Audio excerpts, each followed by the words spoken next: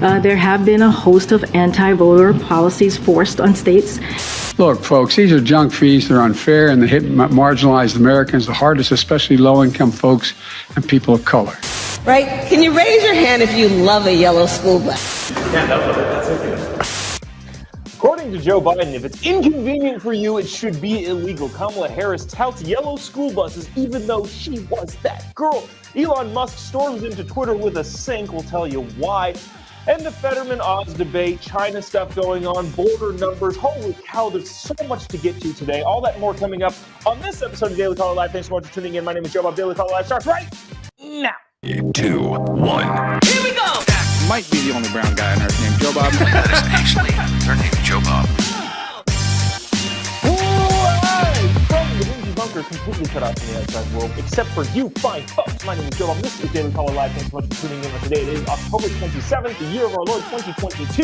A lot to get to, so we're just going to get right on into it. Remember the whole racist voter law thing? Really interesting question in the White House press briefing room that has KJP to sputter a little bit.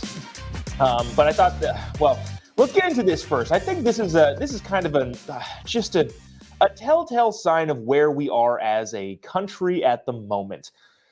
I've talked about on this show, but also on all of the social media platforms, about the inability for people to discuss difficult policy issues and where that leads. If you're siloed off into your own segment of the conversation and you don't explore other people's opinions, I think that leads us all to a bad place. And where that leads us is places like this, where the President of the United States and pretty much everybody in the Democratic establishment, but this also happens on the Republican side too, saying things that are just outlandish, knowing that the only people that are going to hear it and take it to heart are their own supporters. It's trying to bolster their supporters and not at all deal with the other people who dislike what they are doing. This should be abundantly apparent, especially now with the president in full silly season mode, as well as the entire country, just saying things that are outlandish and ridiculous, knowing that a lot of people aren't going to have any of these types of conversations. Watch this. I want to play this clip, and then I want to get to some tweets from the President of the United States. This is fascinating. What he's talking about is a detriment to society. Check this clip out. If you haven't already, there's a couple thousand of you watching this on all of the social media platforms. Appreciate you just clicking the little like button down here or the little reaction button. Maybe you're very upset with this. You can click the little angry thing or the laughing thing because it's hilarious. I personally find this all hilarious. And the little share button really does help us out if you click those two things, especially if you're watching on Facebook. Or let us know in the comment section what you think of the silly season that has befallen America with the midterms coming up. Check this out from the president on what he thinks is an utter disgrace and has to be fixed. Decision. Some airlines, if you want 6 more inches between you and the seat in front, you pay more money. But you don't know it until you purchase your ticket. Look, folks, these are junk fees. They're unfair, and they hit marginalized Americans the hardest, especially low-income folks and people of color. They benefit big corporations, not consumers. Okay, all right, so how low on the totem pole of priorities has the president got? Airlines. How about them airlines? The president's stand-up comedy routine from the 80s unveiling itself in an official briefing. What is this? Building an economy for working families. Some sort of weird event where he literally talked about airline seats. Now, I am for bigger airline seats. I fly a lot, like every single week. And sometimes airline seats can get a little cramped. Having said that, it is fully within the rights of a private company to charge you more money to have more legroom. That's what the entirety purpose of first class. So why the president is even talking about this, I have no idea. I can go on a screed, and then you're not going to like this. Well, not all of you. Some people you're going to vehemently agree with this, and then other people, if you fall in this category, you're really going to hate me for this. But overweight people spilling over into my seat is the bane of my existence. That's all I'll say. We'll continue to move on. But he talks about 6 inches of seat. That's bad. And then he says it affects people of color more. I don't know. That's what I should have done. I should have looked up, are black people taller? Hispanic people taller? I don't know. I didn't actually look this up. Is this specifically affecting the black community as President Biden would suggest because they're just taller on average? I don't know. But it doesn't seem like that was a part of his calculus at all. What it seems like is any inconvenience that Americans have is effectively discriminating against people of color. Okay, Mr. President, which brings us to some of the tweets that he's put out over the last couple days. This one isn't necessarily related to this, but it is related to the siloing of America. This is, again, a tweet from the President of the United States. He said, prices at the pump are down for the second week in a row, and most common prices in the U.S. are back down to $3.49 a gallon. Folks, we're moving in the right direction. Let me know in the comment section what you think about that. I don't even probably have to have any commentary on that. The president talking about gas prices going down and taking credit for when they're going down ever so slightly, still on average $3.50 around the country, which is what? $2 more expensive than they were before he took office, but bragging about them going down ever so slightly, but not taking credit for it when they go up, because they're going to go up. Wow, there's a lot of policy stuff we can talk about, the strategic oil reserve, all this sort of stuff. But where's gas prices where you live? I would love to know in the comment section where gas prices are in your neck of the woods. A lot of people saying, wow, a lot of people saying, oh, yeah. Well, okay. Well, I'm gonna pin some of these comments and we'll get back to them in a little bit because some of these are pretty interesting. Let's see. Another tweet that he tweeted yesterday and I think this is hilarious. Okay. I've worked in politics for a long time. I understand the dynamics within a government office once the politician is elected. Politicians, regardless of who they are, for the most part, are hacks. Self-absorbed, narcissistic hacks that don't actually do any of the work that they're set to do. Generally speaking, if you elect a congressman or a senator or even the president of the United States, they don't really do all that much. They're busy all the time, but they don't actually do any of the grunt work, like tweeting. In other words, there's some intern that is tweeting for the president of the United States. It's not actually him. And in a lot of cases, well, Trump is probably the exception, and Trump definitely let all of the tweets that he wanted fly. But in some exceptions, I feel like, although there are some exceptions, I feel like for the most part, anytime the president puts out a statement or tweet or something, at least they see it. I am convinced that Joe Biden doesn't even see the tweets that go onto his Twitter feed, and it really is just a 22-year-old intern venting about their problems. I thoroughly believe that, and here's why. This is a tweet from the President of the United States. Now, picture this as a 22-year-old typing out a tweet from the president's account, just angry and disgruntled. Why are they angry and disgruntled? Well, read this tweet and see if you can find out. My administration is making clear that charging Americans for a bounced check they deposited or an overdraft bank account isn't just wrong, it's illegal. I mean, it seems pretty obvious, right? Like some 22-year-old intern that's tweeting for the president clearly had an overdraft on their account. And then were shocked when they saw the $30 overdraft fee because they probably didn't have overdraft protection, because you don't actually get that until you get an overdraft and figure out what overdrafting is. But this 22-year-old intern that probably has rich parents is probably working their own bank account for the first time in their life and didn't know that money doesn't just flow into the account. And if you spend more money that's in the account, it's not like a credit card. You're going to get charged with an overdraft fee. They probably overnight saw that. They checked their bank account online and said, $30? Why did I get charged $30? Overdraft? What the heck is that? And then the next morning decided to wake up and tweet from the president of the United States, overdraft fees are illegal. That's what I think is happening.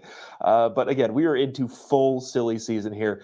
Holy cow, we're getting some gas prices too that's still woof. Which direction do we go here? I want to go to this because this I think is actually very important and kind of interesting. Yes, I am aware that suppression has two P's, in case you're going to comment on this. But this is a fascinating, kind of evolving story, but also not really any new information. I feel like this should have been known by pretty much everybody. Last year, and I've harped on this a ton, in around like May or June, so like 18 months ago almost, The president of the United States called the new Georgia voting laws Jim Crow on steroids. Now, if you're sick of hearing me talk about this, because I talk about it a lot, because I think this is probably one of the worst things a president of the United States has ever said, there is a new wrinkle to it, in case you're decided to be irritated at me talking about this.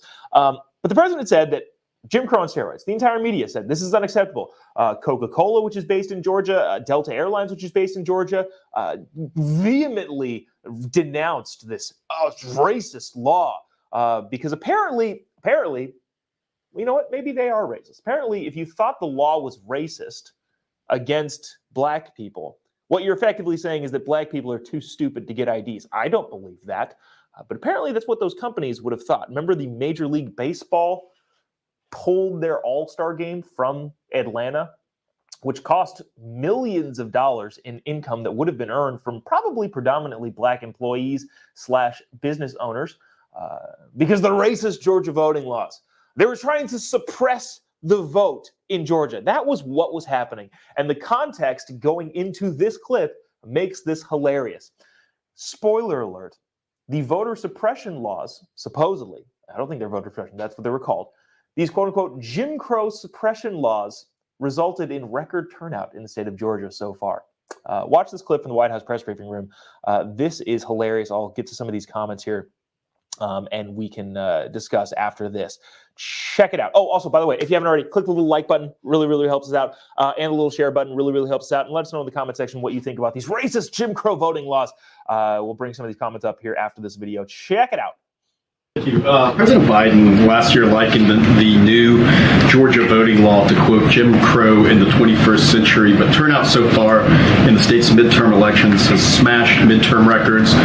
Today it topped 1 million votes overall. That's about 70% more than 2018, on par with the presidential election turnout.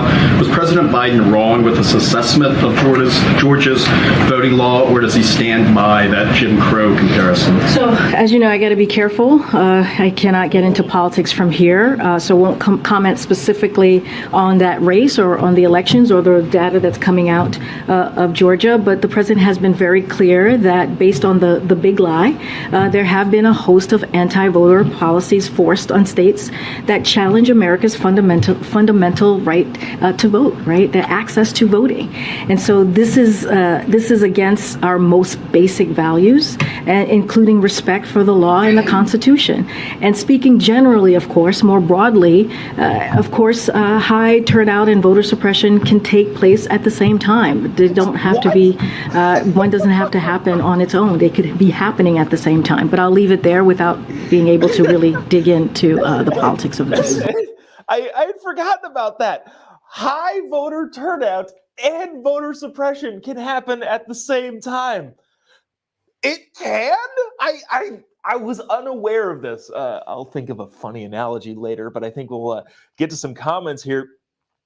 First thing, going back to the gas prices stuff. People commenting, Amy says gas prices, $6.89 in California, still over, Charlie says still over $150 up $1.50 in wherever he lives.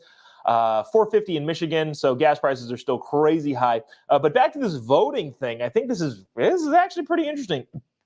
Jody says they still think people of color are stupid. Yeah, that's how I feel. Whenever, as a person of color, anytime there's these sorts of things saying people of color needed to be helped, I'm sitting here going, I don't need your help. Please don't help me. How about you stop trying to help me?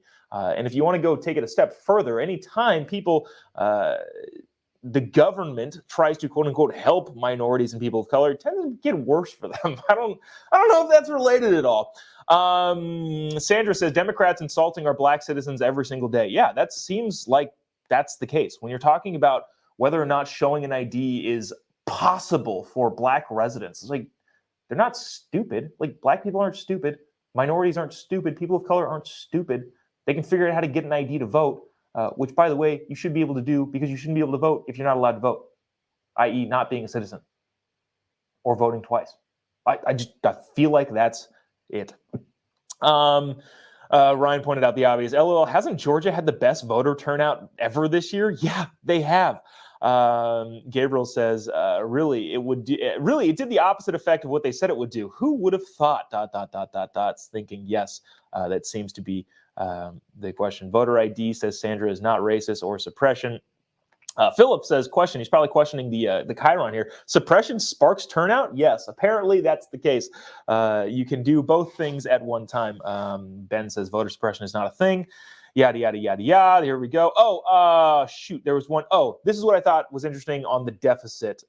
It's not really related, but I did think it was funny. Oh, the overdraft fees that Biden was tweeting about, or the 22-year-old intern who got hit with an overdraft fee was tweeting about.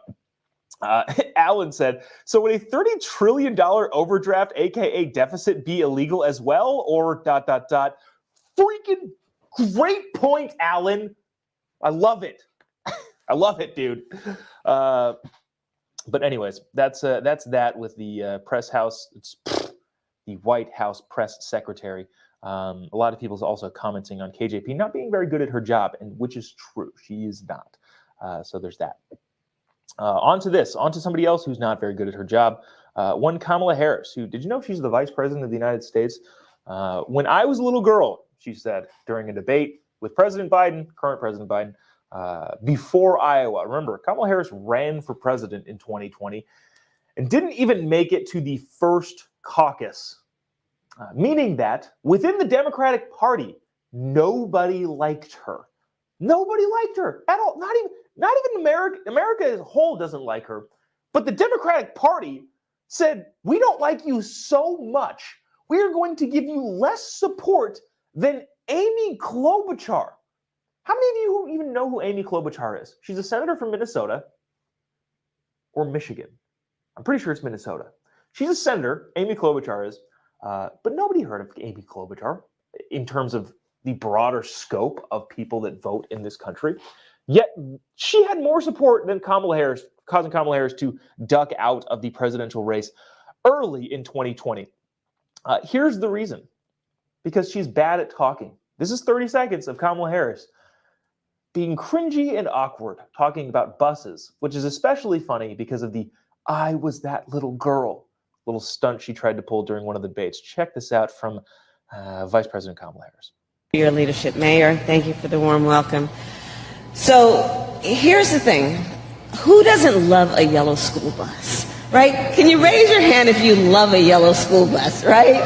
Just, there's something about and most of us, many of us went to school on the yellow school bus, right? And it's part of our experience growing up. It's part of, a nostalgia and a memory of. And she kind of continued to go on to talk about school buses, and I don't know, it didn't play super well. Let's see. Terry says, I don't have the stomach to watch her.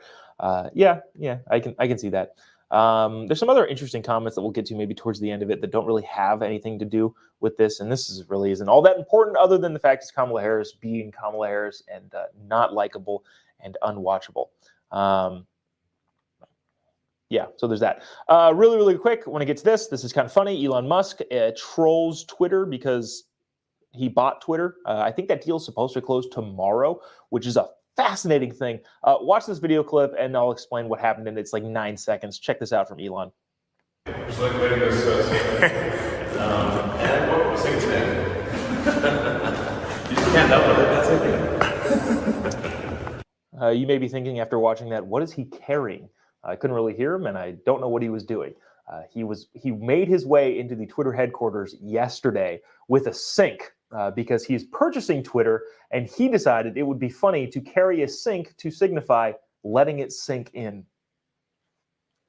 I'm glad that the world's richest man is at least funny, is at least interesting, because I feel like, I don't know, when Bill Gates was the richest man, or Carlos Slim, or Jeff Bezos, when all of them were the rich men, they're just boring.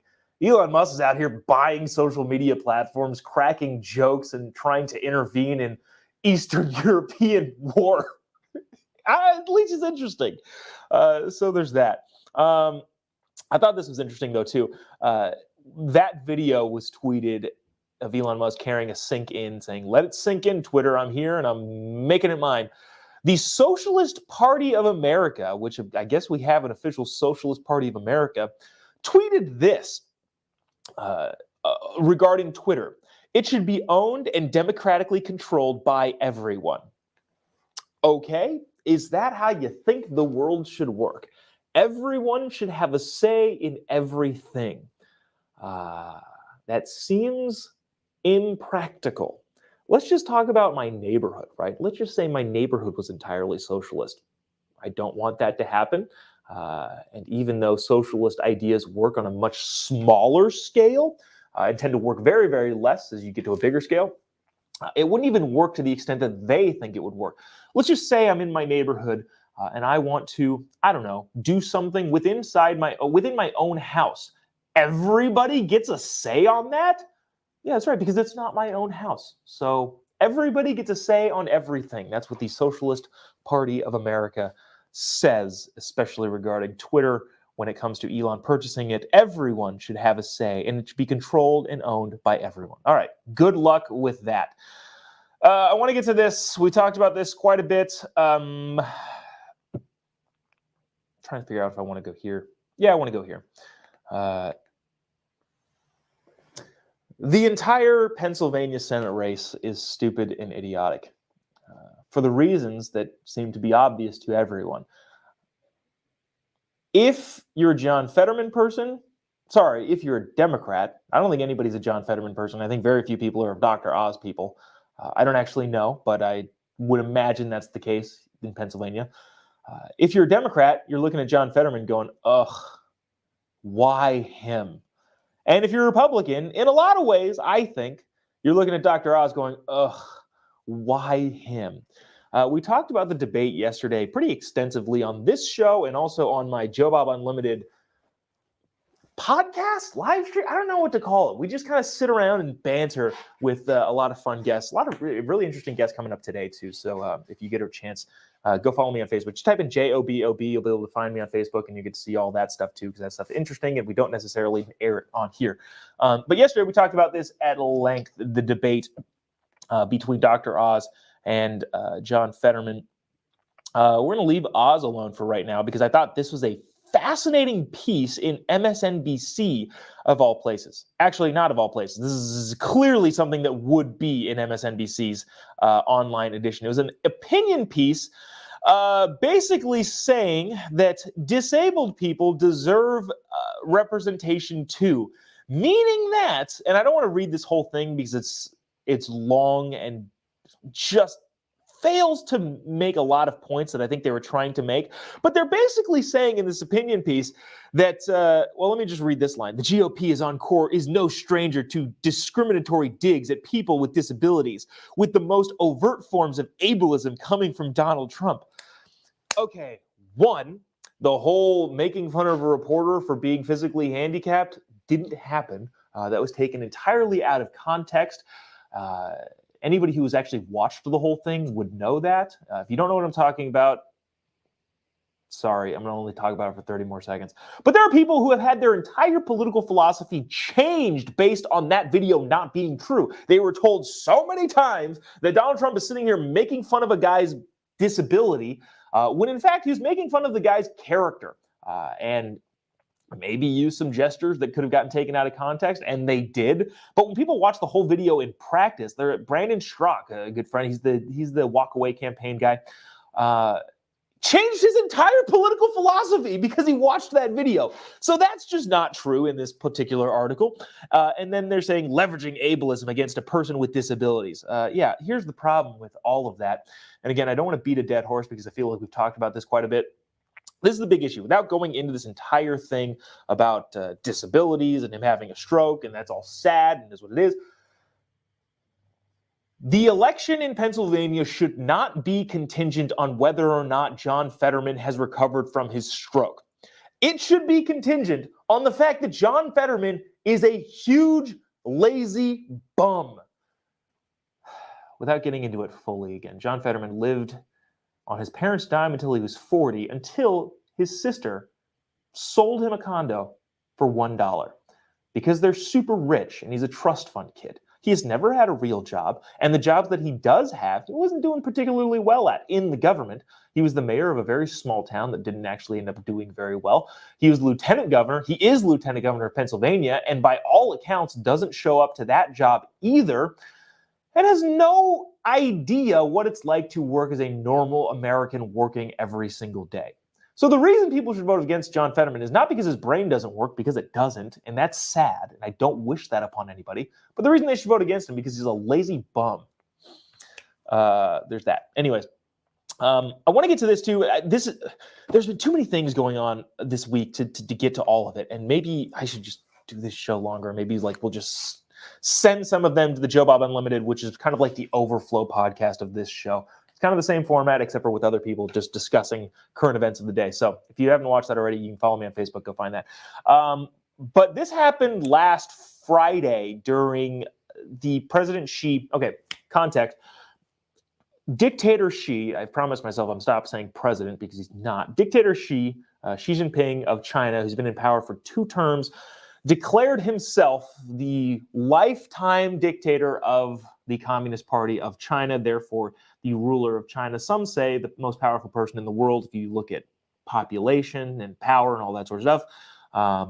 Anyways, he declared himself king of China. They had their big soiree and declared him king of China, in which the former dictator of China, Hu Jintao, I think, I'm probably mispronouncing or misremembering his name, was seated next to Xi. Then this happened. Watch this. This is a nuts, and there's no really audio, so I'll just explain what's going on, especially for the people who are just listening to this. This is nuts going on in China. Check it out. The old leader of China sitting next to Xi was really carried out of the convention, which is a bizarre thing to have happened.